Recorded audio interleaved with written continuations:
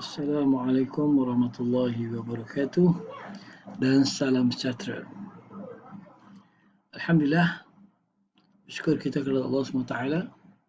Dengan limpah dan rahmatnya dapatlah kita sekali lagi bersama-sama untuk mengikuti satu lagi sesi pembelajaran yang akan kita bicarakan bersama-sama pada hari ini berkaitan salah satu daripada sub-cabang bidang tajuk, iaitu tajuk bab 4 negeri-negeri Melayu tidak bersekutu.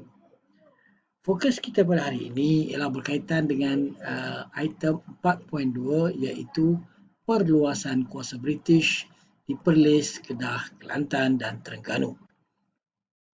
Seperti mana yang kita maklum terdahulu bahawa pada para 4.1 kita telah pun berbincang tentang bagaimana perluasan kuasa British, bagaimana terbinanya kerajaan negeri-negeri Melayu Bersekutu dan proses ke arah kemenjadian serta sistem pemerintahan kerajaan-kerajaan di negeri-negeri Melayu tidak bersekutu, amalan-amalan dari segi politik, ekonomi dan sosial dalam kehidupan.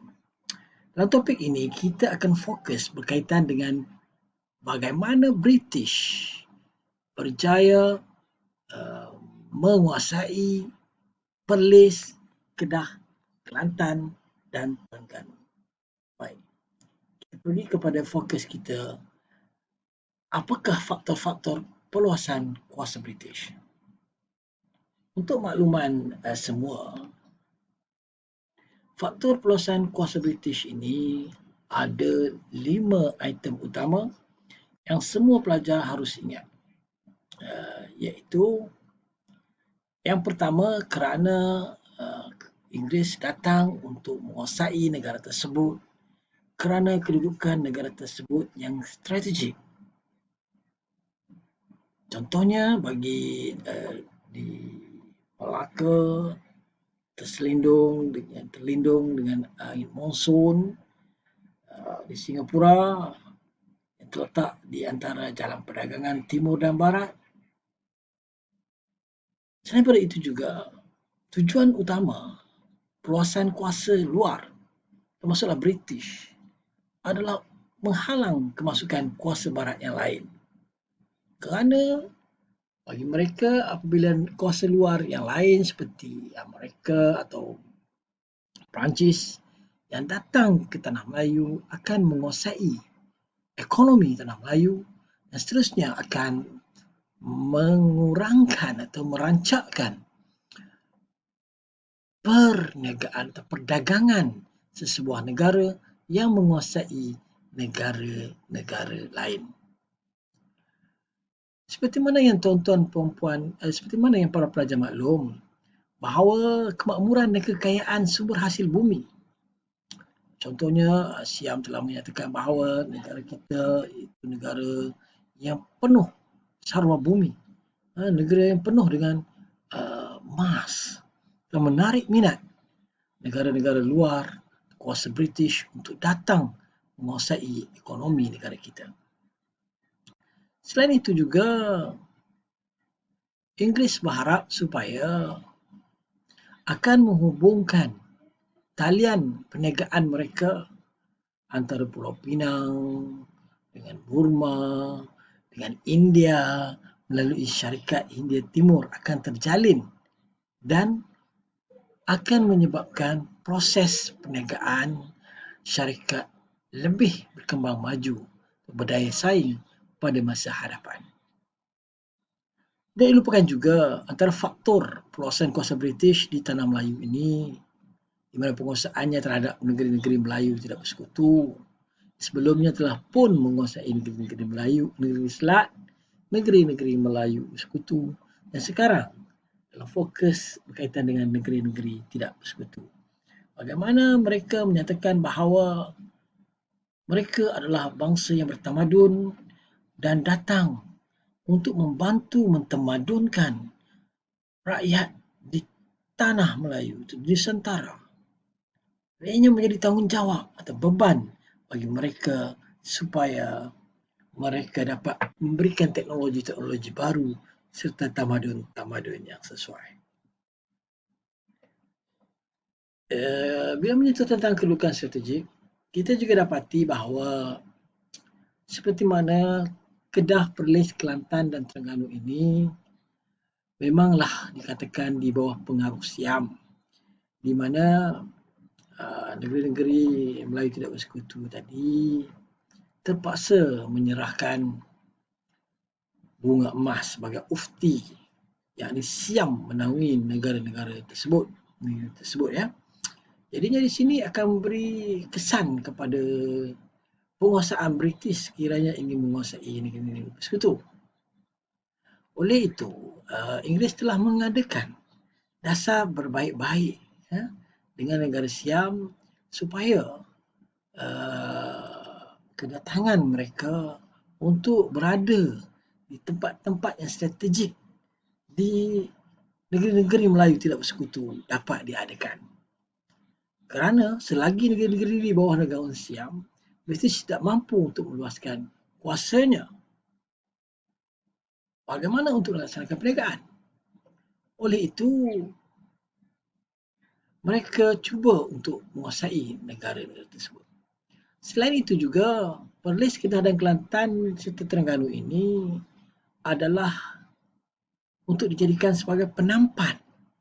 Penampan yang bermaksud sekiranya negara British diserang di negeri-negeri tanah Melayu, maka negeri-negeri Pahang yang berada di negeri Perlis yang berada di ujung utara, di Kedah, Kelantan dan Terengganu di timur akan menjadi penampan bagi serangan-serangan kuasa asing yang lain.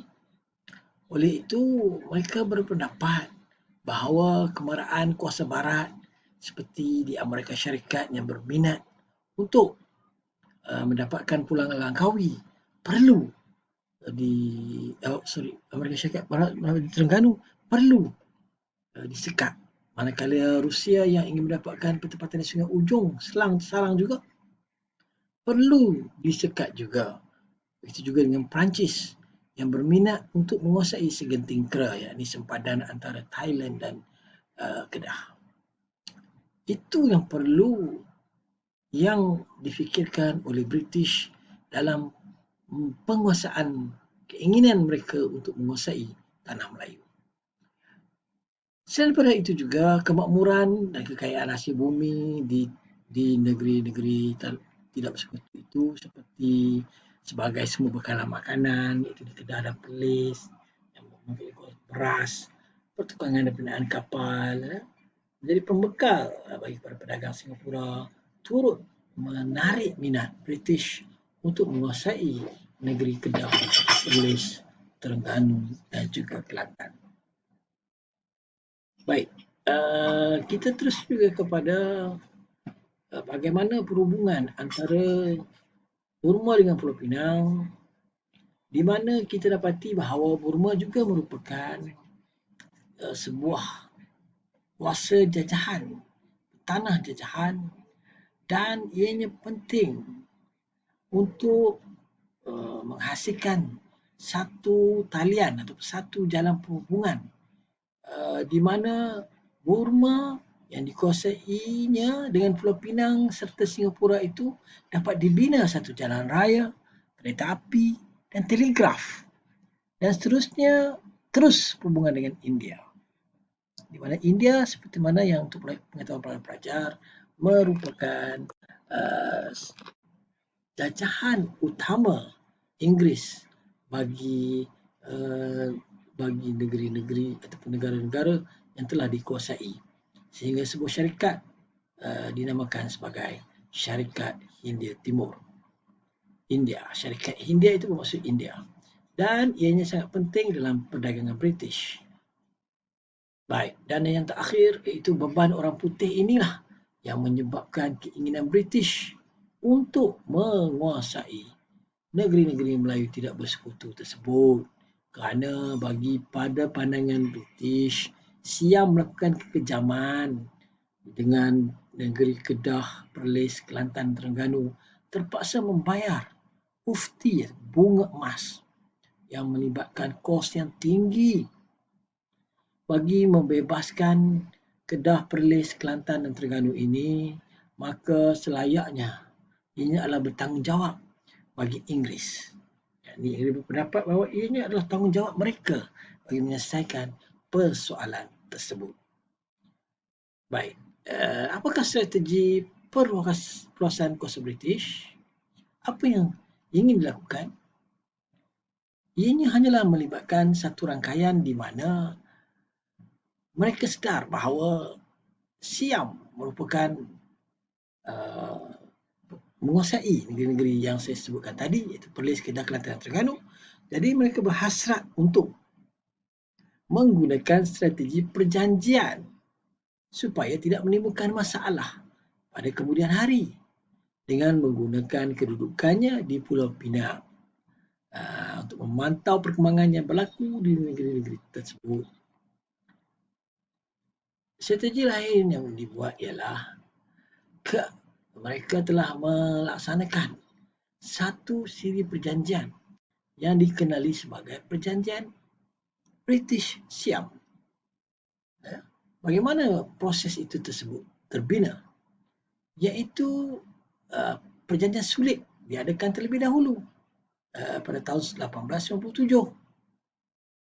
di mana British berjanji dengan Siam supaya Siam memastikan tidak ada kuasa lain yang meluaskan pengaruhnya di Kedah, Kelantan dan Terengganu, dan British akui ketuanan Siam ke atas negeri tersebut. Itu perjanjian sulit.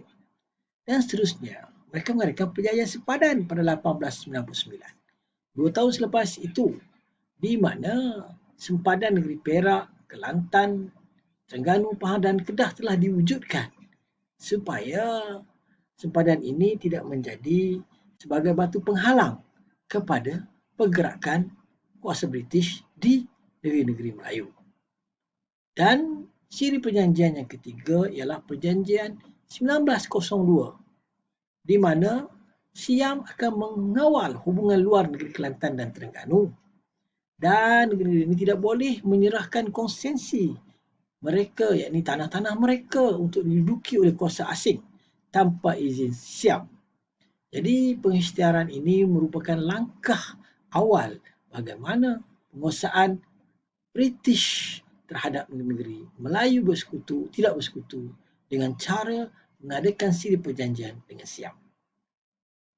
Dan siri-siri perjanjian British Siam ini telah menyebabkan wujudnya satu perjanjian yang sangat besar dan seterusnya merubah terus landscape negara, iaitu Perjanjian Bangkok 1909 yang ditandatangani oleh British dan Siam pada 10 Mac 1909, di mana memberi kesan yang besar, iaitu Perlis, Kedah, Kelantan dan Terengganu akan menerima seorang penasihat British.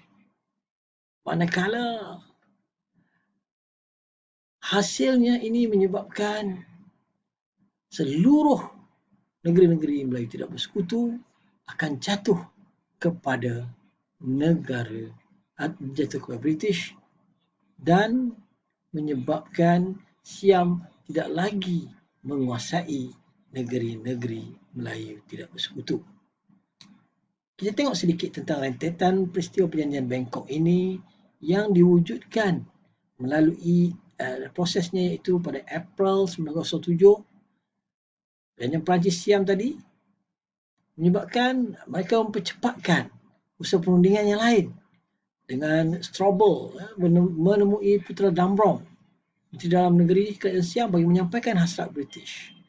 Dan seterusnya draft perjanjian dirangka dan akhirnya perjanjian ditandatangani oleh wakil British sehingga membolehkan Inggeris menguasai sepenuhnya negeri-negeri Melayu tidak bersekutu seperti Kedah, Perlis, Terengganu dan Kelantan. Jadi sampai sini dahulu topik kita berkaitan dengan proses penguasaan British di negeri-negeri Melayu tidak bersekutu. Sekian, terima kasih. Wabillahi taufiq wal hidayah. Wassalamualaikum warahmatullahi wabarakatuh. dan salam sejahtera.